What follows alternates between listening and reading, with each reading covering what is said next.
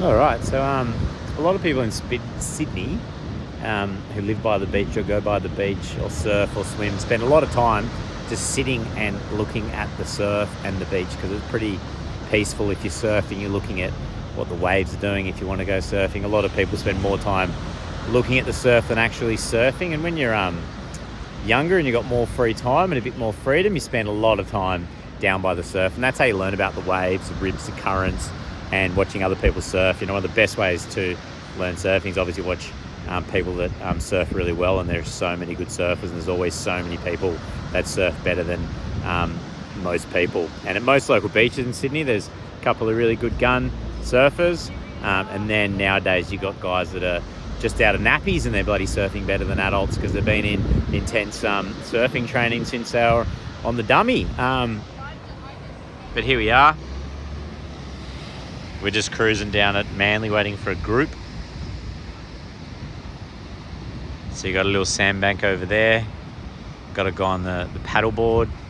Got a bit of a current, a bit of a rip in between the two sandbanks with some nice little small waves, and you've basically got pretty nice offshore conditions today. So the wind's coming from the land, creating that really smooth texture on the waves and nice forming waves. And then you got a couple more people on a bank just there, hard in the reflection. And then you got a few crew here, guy on the stand-up paddleboard there. When they're coming through, the waves are actually really nice, pretty small, but super nice. So I'm about to go on a hike of North Head for 3 hours. So no surfing for me. Here he goes. Gonna miss that one. Broke a bit deeper. And then down there at the other end of Manly, you've got the flags where people go swimming. So today's July 24th, winter, cold, still a few people around, but basically on a busy day in summer, you got a lot of people swimming, a lot of people surfing, so they do separate the swimmers and the surfers, so managing the recreational activities, because you don't want people with fiberglass boards running into swimmers. But most of the time, everyone kind of finds their own bit of space in the water. And obviously there is surf etiquette, so learn to surf is really important. So a lot of people grow up by the water, learn it through surfing, and people teaching them, and then other people, that come to the surf, it's important to do surf lessons to learn surf etiquette so you don't get in people's way and you don't cause injuries and you don't ruin people's waves and all that kind of stuff.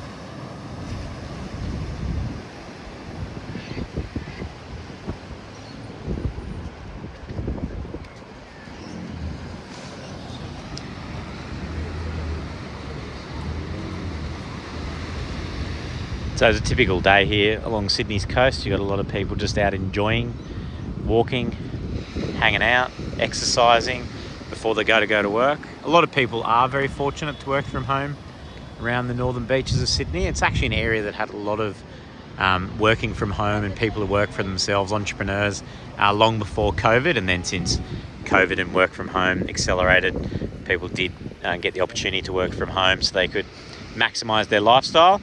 But obviously it depends on your situation. If your office is in your lounge room, not an ideal situation. You never escape your work. So, there is a big push for people to go back to work in the offices for productivity and so forth. Each business is different, but basically it's up to the employer to set their rules and see what's feasible. But also at the same time, if you don't want to work somewhere because of the conditions, you can go and try and find another job.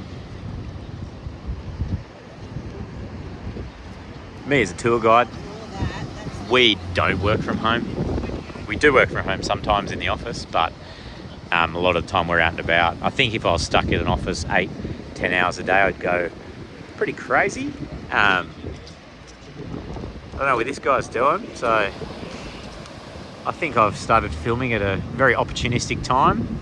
They're walking out on the stormwater pipe, fully dressed, with a walking stick that they're using as a wand, I think. So let's see how they go. Let's see if a big wave gets them. Will they jump off? That is the question. Oh!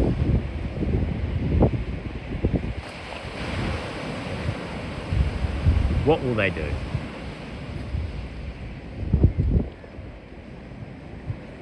Well, here we go.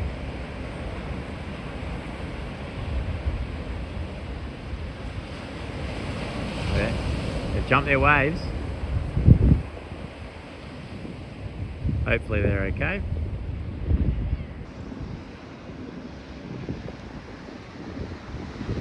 But yeah, so this is July in Sydney. A lot of people from Europe and America get here and be like, is this your winter? Are you kidding? This is amazing. The water's still about 18 degrees, so people are still ocean swimming in no wetsuits. Got one person down there about to jump in for a dunk. And people definitely enjoy the water 365 days of the year. Alright, looks like my tour group's here, crew from Japan. So yeah, hope you enjoyed the little showing you Manly, and have a good day.